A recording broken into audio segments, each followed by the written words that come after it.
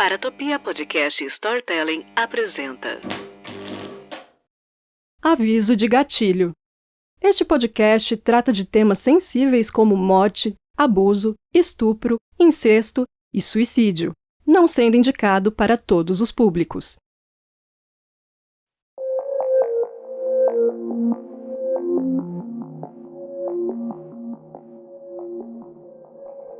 Olá, eu sou a Jay Carrillo, física que trabalha com ficção científica, e nas horas vagas eu sou uma assassina em série não praticante. Estamos de volta para a segunda temporada do Criminologia. Caso você não tenha ouvido a primeira, não tem nenhum problema, porque os episódios tratam de histórias diferentes. O Criminologia é um programa voltado para casos reais, o famoso gênero de True Crime. Nesses episódios, eu vou abordar o tema de aniquiladores de família. Meio pesado, né? Mas você sabe o que define um aniquilador de família? É um dos tipos mais comuns de assassinatos em massa. Geralmente, é um homem mais velho da casa que está deprimido, paranoico, embriagado ou uma combinação de tudo isso aí. Ele mata cada membro da família que está presente, às vezes incluindo até os animais de estimação, podendo cometer suicídio após o crime ou pode forçar a polícia a matá-lo. Dentre os vários assuntos de crimes reais, casais de serial killers e aniquiladores de família são os temas que mais me deixam fascinada e intrigada. Hoje vamos falar do caso da família Spengler, que aconteceu nos Estados Unidos.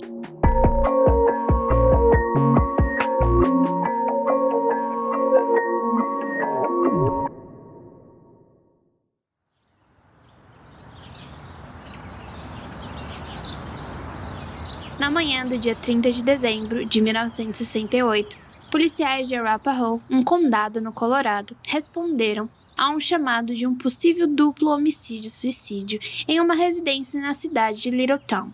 Um dos moradores descobriu os corpos de uma mulher de 45 anos, seu filho de 17 e sua filha de 15 anos. Os três possuíam ferimentos à bala de uma pistola calibre 38. A filha, encontrada relativamente vestida em sua cama, tinha um ferimento de bala nas costas. O filho, também na cama, foi baleado uma vez na parte superior do tórax e estava com um travesseiro na cabeça.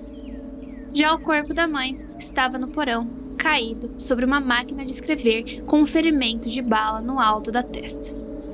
Uma nota de suicídio datilografada na máquina de escrever foi assinada com a sua inicial. Na carta, dizia: "Nós sempre discutimos sobre quem iria ficar com as crianças. Eu irei."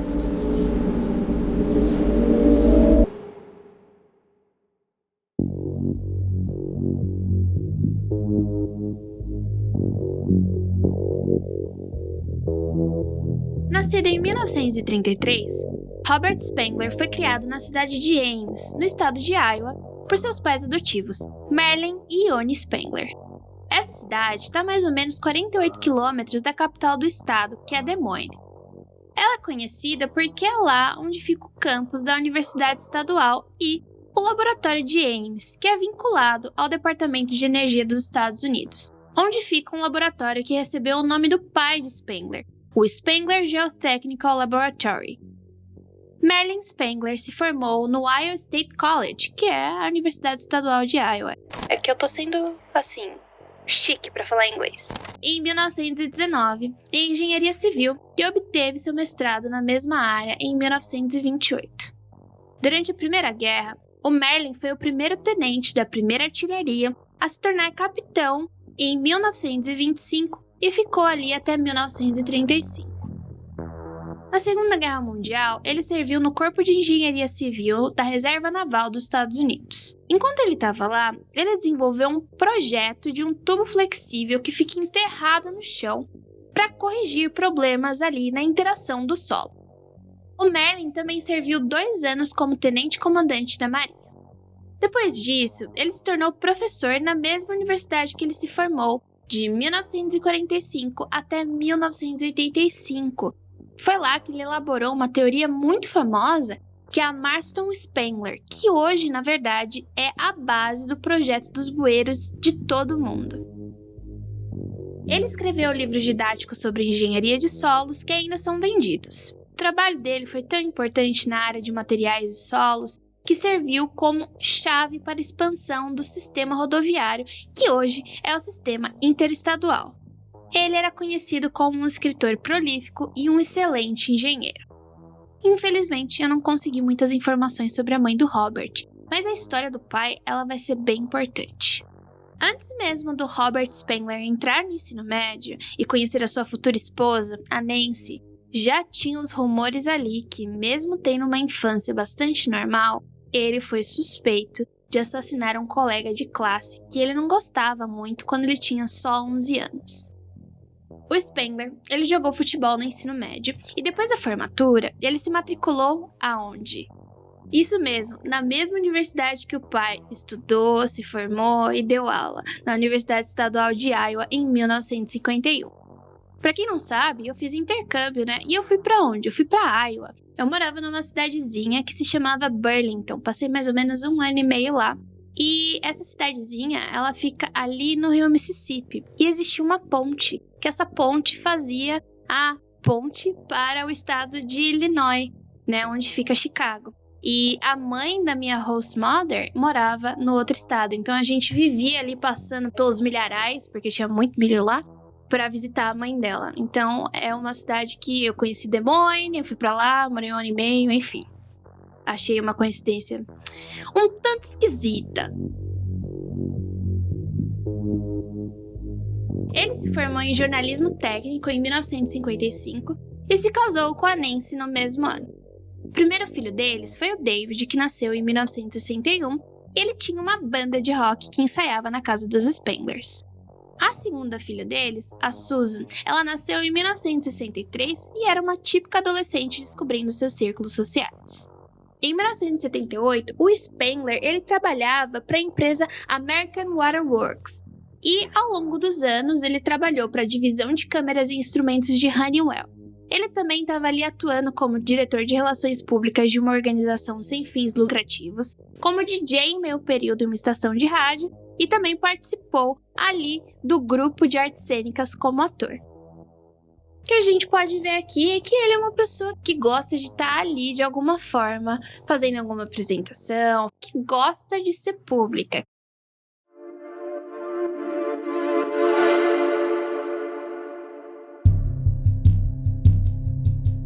Às 10h30 da manhã do dia 30 de dezembro de 1978, o namorado da Susan, o Timothy Trevithick, foi até a casa dos Spenglers para encontrá-la. Quando ele bateu na janela e não teve resposta nenhuma, ele olhou ali mais atentamente para ver se tinha algum movimento dentro da casa. E assim, nada. A preocupação dele aumentou porque ele sabia mais ou menos o funcionamento da casa, né? E tinha certeza que a Susan não estava lá sozinha, mas também a irmã, o pai e o irmão. E assim, tudo bem que mora eu e 2 cachorros, né? E aqui as coisas também não são tão silenciosas. Mas, por exemplo, eu consigo ouvir minha vizinha que tem 4 pessoas naquela casa. Eu consigo ouvir o meu vizinho de baixo, que tem 5 pessoas na casa dele. Então, geralmente, quando tem essa quantidade de pessoas, eu duvido muito que a casa seja silenciosa.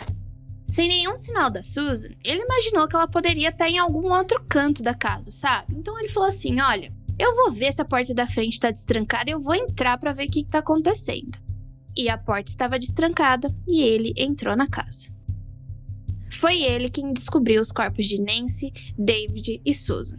Todos os 3 mortos com um tiro de uma pistola calibre 38. Ai, eu nem sei o que dizer. Imagina que você tem 16, 15 anos, você só quer encontrar sua namoradinha e pá! Tá todo mundo morto dentro da casa. Eu acho que eu dou um estalo e eu nunca mais volto. Já era, cara. Não tem mais Jay pra ninguém. Como é bem comum nas investigações de aniquiladores de família, os detetives entrevistaram a única pessoa sobrevivente que já era tida como suspeita. Robert Spengler tinha 45 anos na época e disse aos investigadores que não estava em casa durante o crime. Ele, na verdade, disse que estava em um jogo de futebol americano e depois tinha ido ao cinema, mas não tinha o bilhetinho ali da entrada para confirmar e ficou chocado com a morte da sua amada família. E ele ainda teve que se virar para explicar como que havia resíduos de pólvora em suas luvas.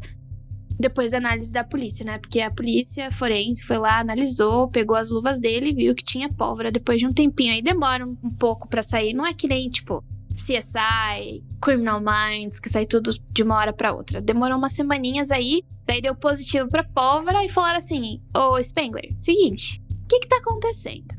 Então, como a arma era da família, era relativamente normal encontrar pólvora nas mãos do Spengler caso ele tivesse, sei lá, treinado com ela, mexido nela por algum motivo. Independente da desculpa, os investigadores não acharam provas concretas. Eu não sei o que pode ser mais concreto do que pólvora na luva do cara, né? Mas tudo bem. Vale lembrar que a gente tá falando de luva porque estamos no dia 30 de dezembro, então é inverno lá nos Estados Unidos, tá? Então, o Spengler, ele já admite que tinha problemas conjugais com a esposa e que, além de já ter deixado a família uma vez, ele tava planejando deixar eles de novo.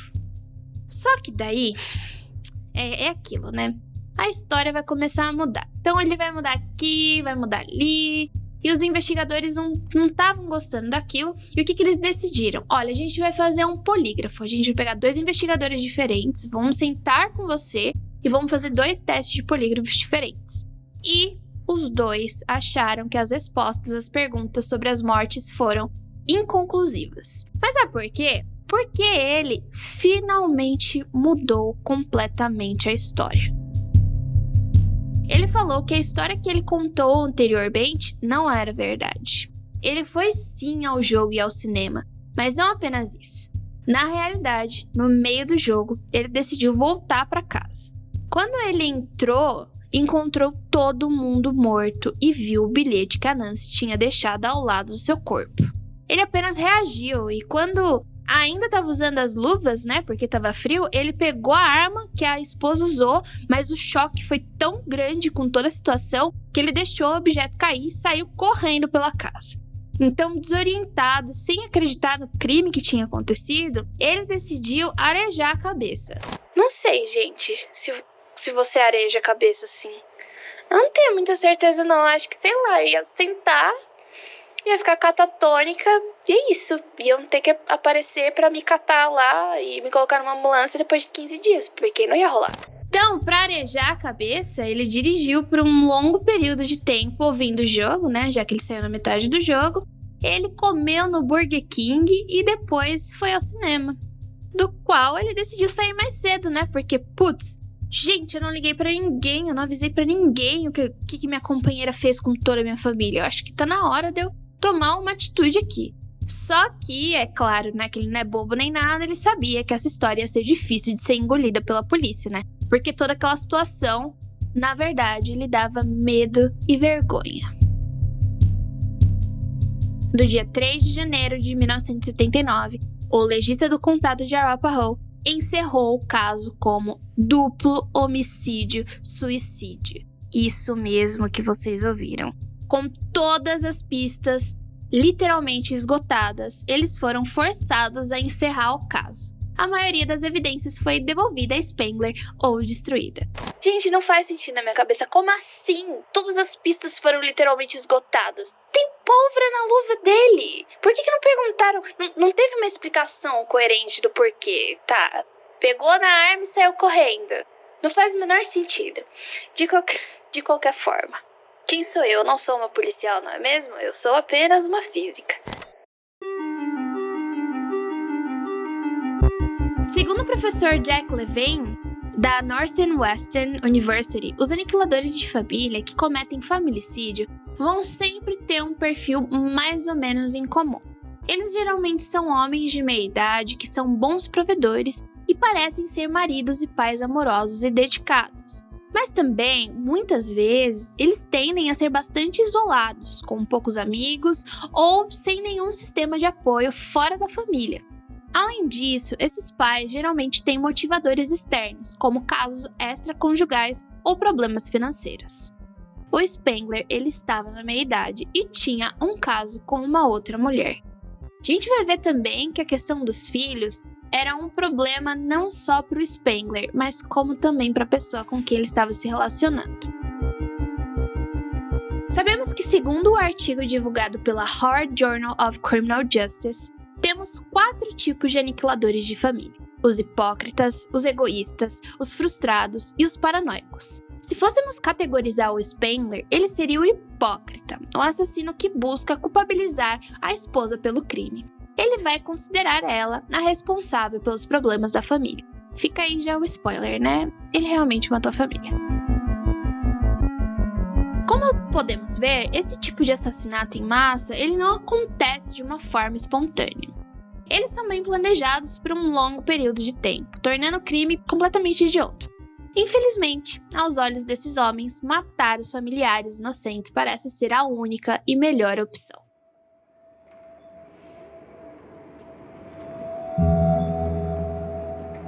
Sete meses depois, Spengler se casou novamente com Sharon, a mulher que ele estava tendo caso. Ele e a sua segunda esposa compartilhavam um interesse comum: caminhar no Grand Canyon, ali no Arizona. Ela finalmente escreveu um livro de suas experiências caminhando pelo Grand Canyon, porque, na realidade, a Sharon, ela não era uma pessoa aventureira assim desde sempre. Ela nasceu no Missouri e não suportava o calor e a umidade do lugar. Parece eu, né? Minha vida inteira reclamando, morando em Santos. Ai, aqui é muito úmido, meu Deus, eu tô colando, etc. Me mudei pra Campinas. Meu Deus, como aqui é seco, etc. Vou morrer. Enfim, né, gente? Não tem jeito.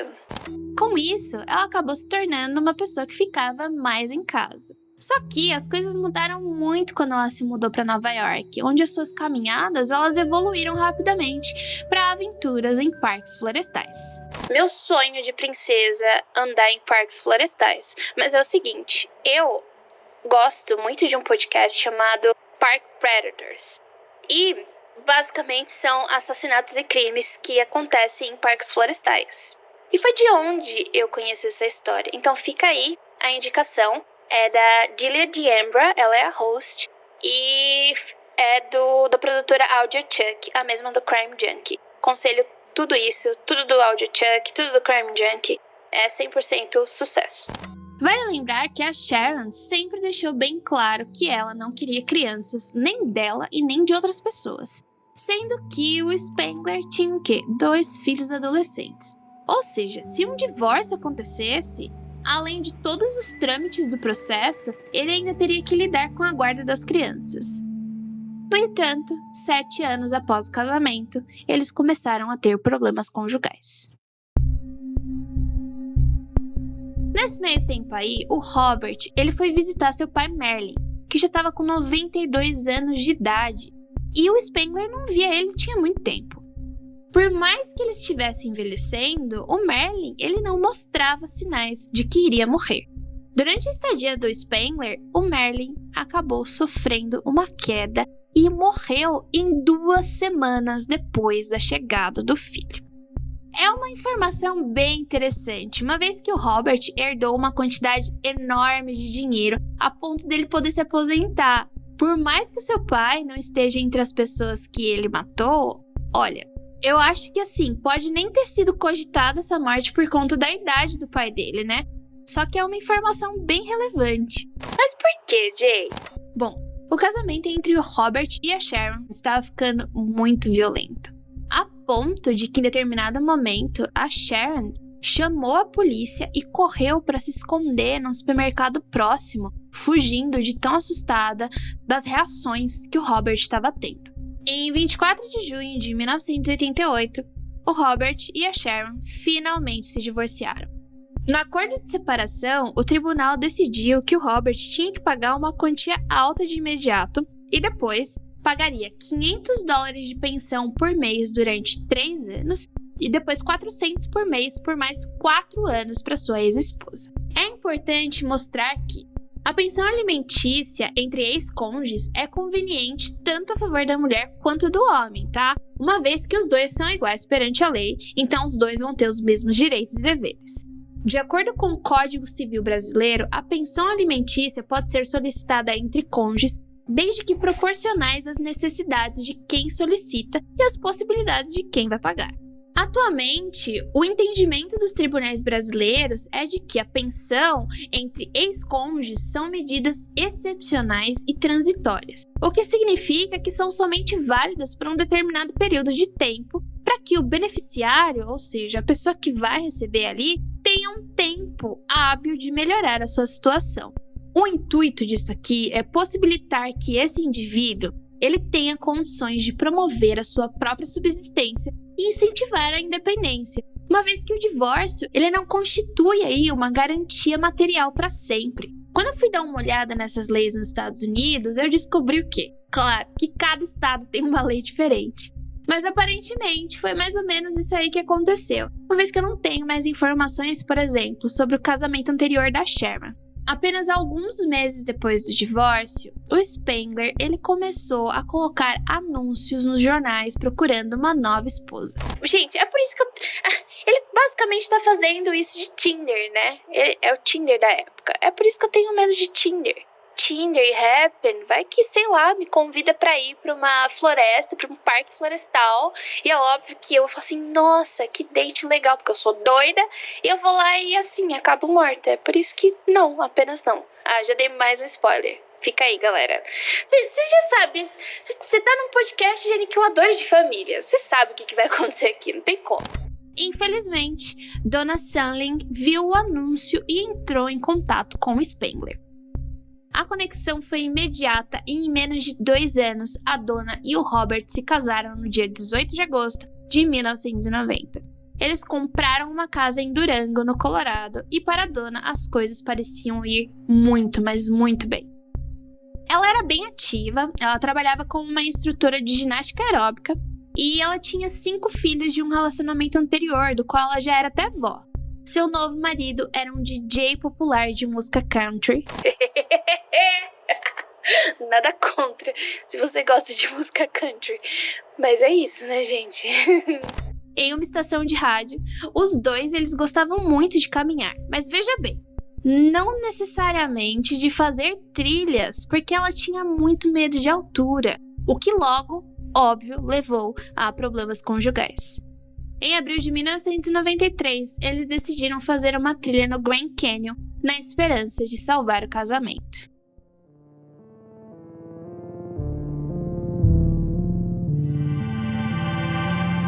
No dia 11 de abril, Spengler apareceu em uma das estações da Guarda Florestal no Grand Canyon e disse de forma bem clara ao guarda florestal que sua esposa havia morrido em uma queda no parque.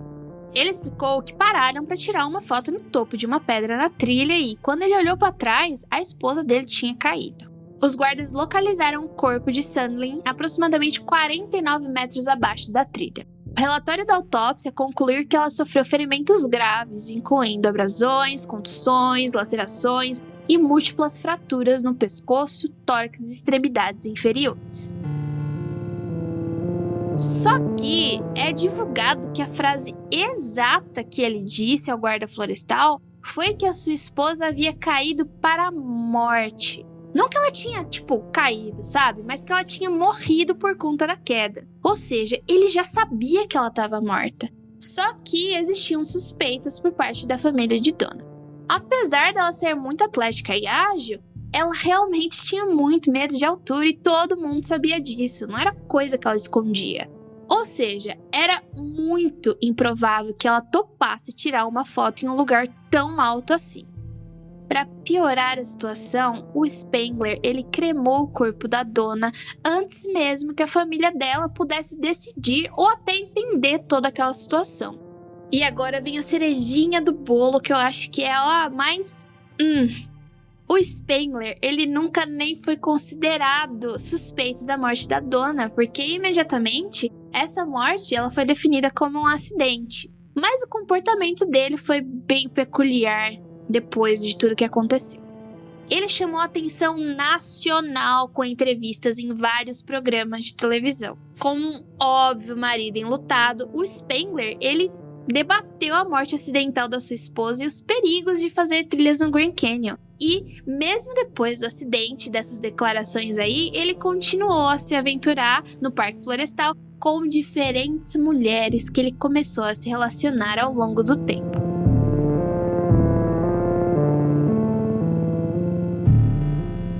Depois da morte da Donna, o Spengler, ele procurou a sua segunda esposa, a Sharon, e um romance que um dia já existiu ali acabou reacendendo. Agora, tenha em mente, ele ainda era obrigado a pagar a pensão para Sharon, lembra?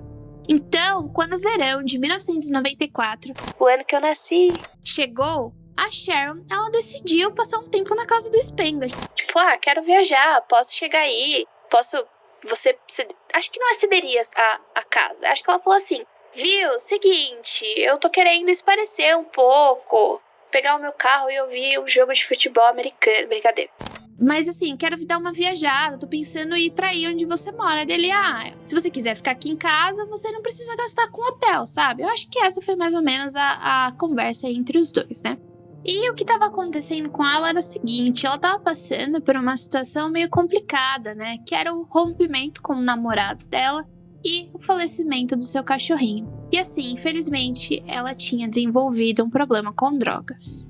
No dia 2 de outubro do mesmo ano, o Spengler afirmou encontrar a Sharon inconsciente, provavelmente por causa de uma overdose, e a levou para o hospital às pressas. Ele ficou ali com ela no quarto do hospital, sendo muito atencioso, não saindo do lado dela para nada. E apesar da Sharon ter se estabilizado por um tempo depois da overdose, ela acabou morrendo. Robert Spengler era a única pessoa ao seu lado quando ela se recuperou, e com o seu falecimento, ele não era mais obrigado a pagar a pensão alimentícia. E adivinhem, barulhinhos de dinheiro. Ele recebeu um pagamento de $20 mil da pólice de seguro da Sharon.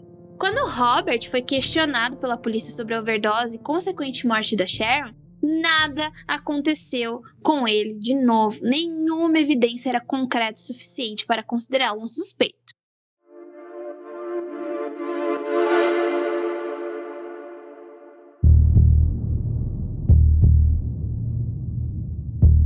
Então, em janeiro de 1999, investigadores do Departamento do Interior dos Estados Unidos, do Serviço de Parques Nacionais e dos condados de Coconino, no Arizona, e Arapahoe, no Colorado, conseguiram fazer uma conexão dos homicídios de casos arquivados em suas respectivas jurisdições. Eles se encontraram com os agentes do FBI em Flagstaff, no Arizona, e pediram ajuda.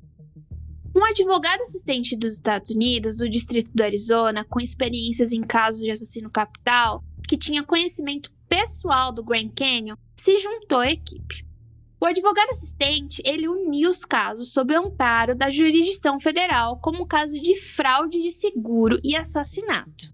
E o agente do FBI, ele entrou em contato com o Centro Nacional para análise de crimes violentos da agência e todos se juntaram para procurar os antecedentes ou qualquer informação que pudessem encontrar sobre o Robert durante esse período. Durante essa extensa pesquisa sobre a vida dele, da qual o Spengler não estava sabendo de nada, ele deixou o emprego dele, vendeu a casa e decidiu se mudar para Pensilvânia. Mas por que ele estava fugindo? Não, muito pelo contrário, ele tinha conhecido seu novo interesse romântico ali naquela região e ele se mudou pra lá pra ficar mais perto dela, né? Só que assim, segundo ele, ela ficou muito assustada com a intensidade que ele tinha quando se tratava de relacionamentos amorosos e acabou dando pra trás. Certa ela, né, querida? Tô certíssima. Acho que mal sabe ela que ela tava certa, coitada. Desde então, não tinha razão para ele ficar ali na Pensilvânia, então ele voltou para Grand Junction, ali do Colorado, onde ele conseguiu um novo emprego como vice-presidente da empresa de irrigação Applecrest. Nas horas vagas, ele participava das apresentações do teatro local, onde descobriu que estava extremamente doente. É nesse momento que os investigadores eles decidem colocá-lo sob vigilância, especialmente quando ele estava fazendo as suas trilhas lá no Grand Canyon com a sua nova namorada, a Judy Hilt. O Spengler ele foi escalado como John Hancock em uma das produções teatrais durante o verão de 1999. Só que ele percebeu que ele estava com muita dificuldade de lembrar suas falas. Então, ele decidiu ir ao médico, que recomendou alguns exames de acompanhamento. O Spengler, então, ele foi diagnosticado com um tumor que não podia mais ser operado em seu pulmão no dia 12 de agosto de 2000 e que já havia indícios de metástase em seu cérebro. Isso gerou em Spengler uma sensação de que seu tempo aqui no planeta Terra estava acabando e ele perecendo. Robert e Judy decidiram se casar o quanto antes por conta da sua doença no primeiro dia de setembro daquele ano. Mas, como a polícia continuava monitorando ele, eles ficaram preocupados com a Judy, né? Imaginando que o Spengler ia tentar matar sua nova esposa por conta do seu estado atual. Então, além do casamento às pressas, a sua doença foi um dos motivos principais da aceleração dessa investigação. Por quê? Porque eles estavam com receio de que o Spengler morresse antes deles solucionarem todos esses casos aí pendentes. Se ele morresse antes, os últimos anos teriam ido totalmente por água abaixo. Apenas 2 semanas depois que Robert e Judy se casaram, os investigadores decidiram interceder e chamaram Spengler para uma entrevista. No Colorado, a polícia e o FBI apoiaram os investigadores. Como qualquer acusação depende da condição mínima de uma confissão, a equipe ela concordou em filmar toda a entrevista. O câncer terminal de Spengler criou questões especiais para o advogado assistente em relação às questões mentais e a espontaneidade de prestar depoimento. Para isso, o Centro Nacional para Análise de Crimes Violentos disponibilizou uma estratégia de entrevista por telefone. Além disso, um médico contratado pela unidade analisou os prontuários do Robert, e confirmou a sua condição terminal e deu mais conselhos, sobre essas questões relacionadas. Os policiais abordaram Spengler em casa e ele concordou sim em dar uma entrevista no escritório do xerife local. O agente do FBI e o detetive do condado de Arapahoe iniciaram então a entrevista, onde o advogado assistente ficou em outra sala monitorando. O agente de serviço de parques nacionais só observou a primeira entrevista e ele participou, na verdade, do segundo dia.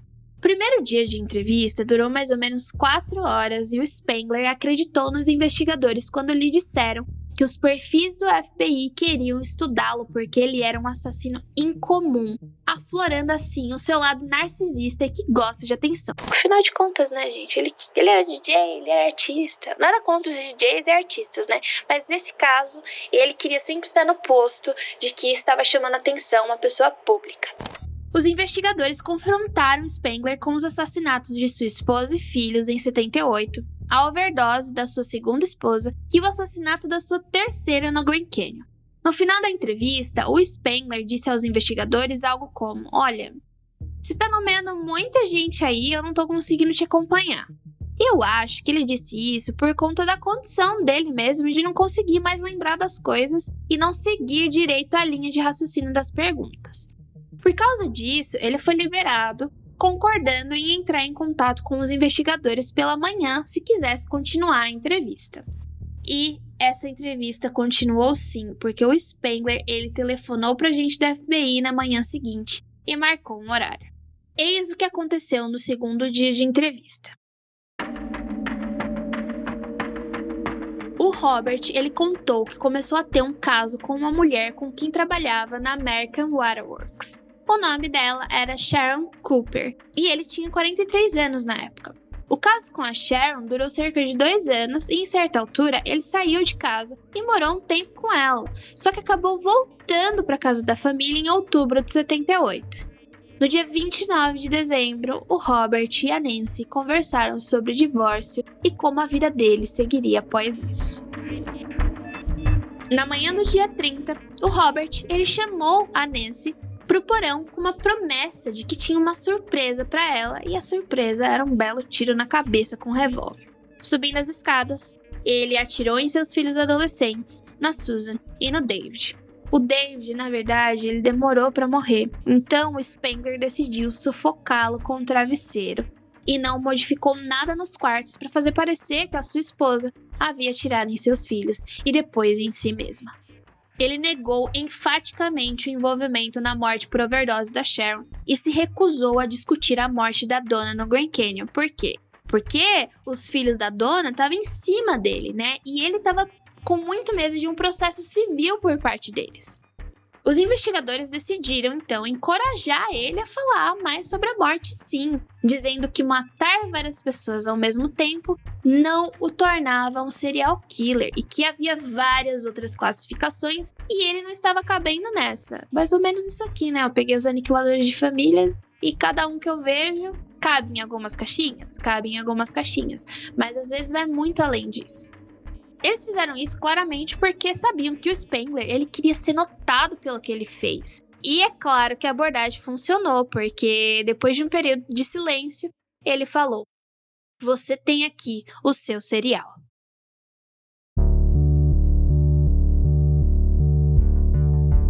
Foi aí que ele descreveu como planejou o assassinato de Donna, a empurrando para a morte enquanto ela encarava seus olhos.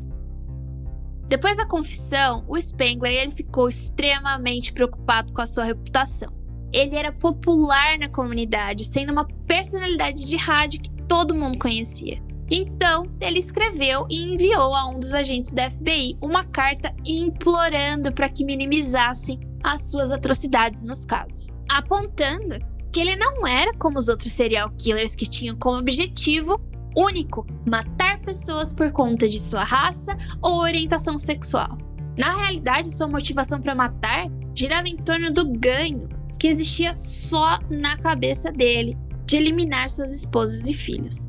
Ele também disse durante uma dessas entrevistas que matar suas esposas era muito mais fácil do que se divorciar. Ai, gente, não faz... Eu nem sei o que dizer. Se você tem um divórcio, que é um meio legal, pra você não ficar mais com aquela pessoa que você decidiu, por meio legal, se casar com ela... Ai, não entendo a sinapse que os dois neurônios fazem, entendeu? Eu acho que esses neurônios vieram estragados, não sei, ou estragaram ao longo do tempo, não sei dizer. Muita coisa junta. Quando a notícia se espalhou, a família da Donna, que sempre suspeitou dele, sentiu que finalmente tinha uma conclusão. Outros, como seus amigos, ficaram completamente chocados, porque o Spengler não apenas matou as suas companheiras e seus filhos, mas porque ele vivia contando versões diferentes das histórias, e ninguém notou ou comparou os relatos. Eu fico impressionada que as pessoas não se conversaram mesmo, tipo uma fofoquinha. Ei, viu? Você sabia que o Spengler... Não, cara... Assim, eu amo uma fofoca, mas assim, geralmente eu amo uma fofoca pra mim. Eu falo pras pessoas das quais eu sei que vai ficar fofoca só entre nós. Geralmente são minhas amigas muito antigas, né? Mas não é possível que, sei lá, não falou com o marido, com a esposa. Olha, esse Spengler é estranho. Não falaram. Por exemplo, ele disse a Laurie, que era um dos seus amigos de futebol, que a sua primeira esposa, a Nancy, ela tinha cometido suicídio. E ele disse que, na verdade, a sua filha, Susan, teve uma overdose de heroína e que o David, na verdade, morreu em um acidente de carro. Alguns dos atores do teatro foram informados de que uma das suas esposas morreu de câncer. E até mesmo a nova companheira dele, a Judy, ela ficou extremamente perplexa com a confissão a ponto de contar a um vizinho que se sentiu enganada e completamente doente. Para evitar uma sentença de morte, ele, que agora estava realmente em estado terminal de câncer no pulmão e metástase no cérebro, se declarou culpado no Tribunal Federal no Arizona de assassinato em primeiro grau por matar Donna e também admitiu o assassinato de Nancy, Susan e David de 78. Ele foi condenado à prisão perpétua sem liberdade condicional. Robert Spengler, o assassino em série conhecido como The Widower, cumpriu menos de 1 ano de prisão federal em Springfield, morrendo de câncer em 5 de agosto de 2001, às 3h15 da manhã, no Centro de Atendimento no Missouri.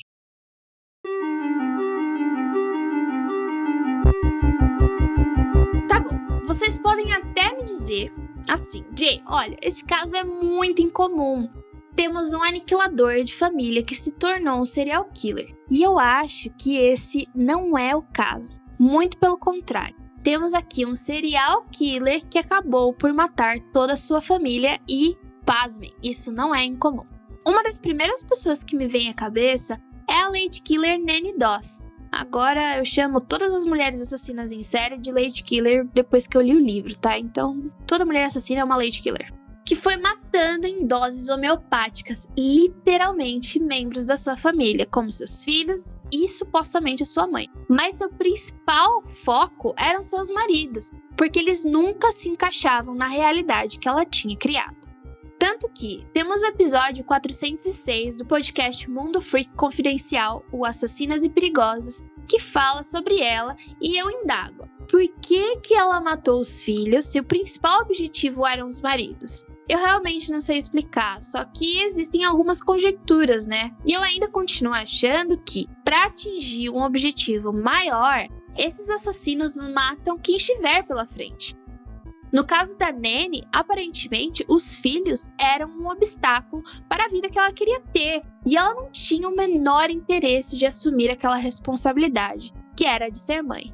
No caso do Spengler, eu acredito realmente no que ele disse. Não existia mais interesse nos relacionamentos e ele preferiu resolver do jeito mais fácil na cabeça dele. Eu até poderia usar o argumento que ele já sabia como era complexo o processo de divórcio, mas ele só passou por essa experiência depois de ter matado a esposa e os filhos em 78. Então, olha, meu coração acredita que antes de ser um aniquilador de família, ele já era um assassino em série. No caso, viria a se transformar. Eu também fico intrigada com o nome que ele recebeu na mídia, The Widower, ou algo como Viúvo Negro, fazendo referência direta com a nomenclatura das mulheres que matam seus maridos, geralmente por dinheiro, e são representadas pela mídia como femme fatale. Eu ressalto que nem o Spengler e nem a Nanny se encaixam nessa caixinha aí. A Nanny, porque ela era uma vovozinha que acreditava em sua fantasia deturpada de um príncipe encantado e não se importando com o dinheiro. Acreditem nisso. Isso foi algo que veio junto com os assassinatos e não era o objetivo principal dela. Já o Spengler, ele é um serial killer envolvido em um caso de familicídio e uxoricídio. Um caso específico em que o homem mata sua esposa. Um pouco diferente, por exemplo, do feminicídio, que é mais abrangente, onde os homens matam suas parceiras, no geral, né? Ou qualquer outra mulher, como filha, sobrinha, amiga da filha, enfim. Não é apenas só a esposa. Mas temos uma questão econômica aí, não é não? Quando ele fala, era mais fácil matar as esposas do que um divórcio. Ele pode não se encaixar nas viúvas negras, porque ele é um homem. Mas eu acho que ele seria um Barba Azul, e, segundo estudos, a versão masculina delas. Sendo um dos contos de fadas mais famosos escrito por Charles Perrault, no livro Conto de Mamãe Gansa, a história conta sobre um cavaleiro muito rico que, apesar de sua barba ser azul estranha, consegue conquistar uma mulher e a levar para o seu castelo.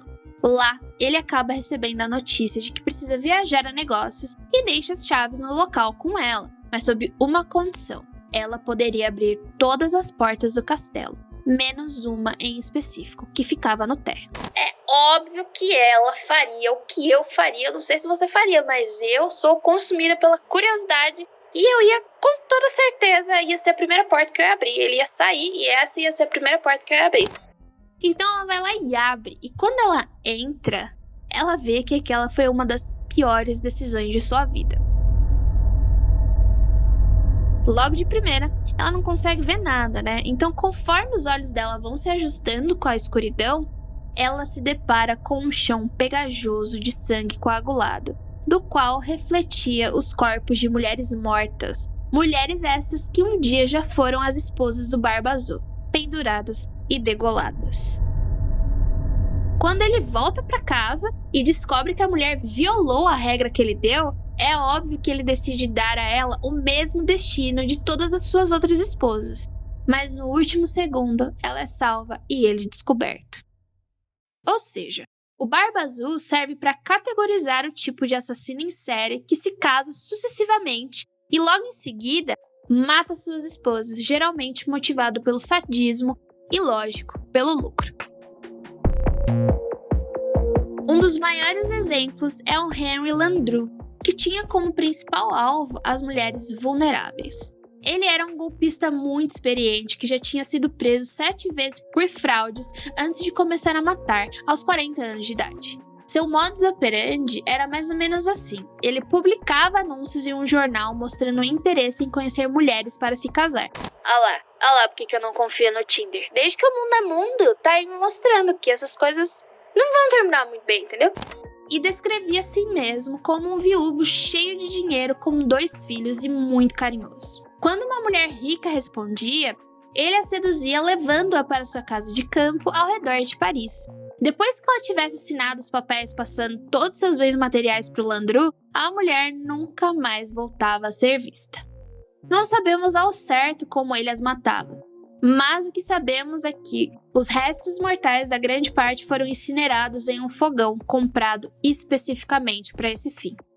Acredita-se que 10 mulheres foram suas vítimas, todas viúvas de meia idade, ricas, com exceção de uma empregada de 19 anos que o Landru conheceu em uma estação de trem. Ou seja, o Landru se aproxima muito mais do Spengler do que uma assassina viúva negra, mesmo eu ainda achando o caso dele bem diferente, peculiar sim, não incomum, mas peculiar, mas nada que seja absurdamente distoante.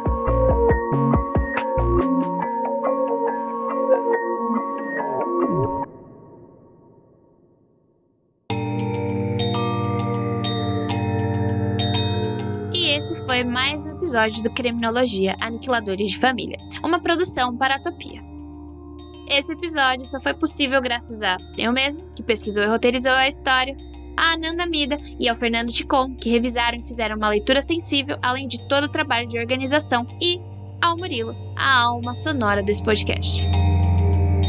Esse projeto é independente e só é possível graças à contribuição de vocês. Se você quiser incentivar esse e mais projetos, entre em apoia.se/confidencial. E com uma assinatura de R$5 por mês, você já ajuda a gente pra caramba. E é isso, nos vemos na semana que vem.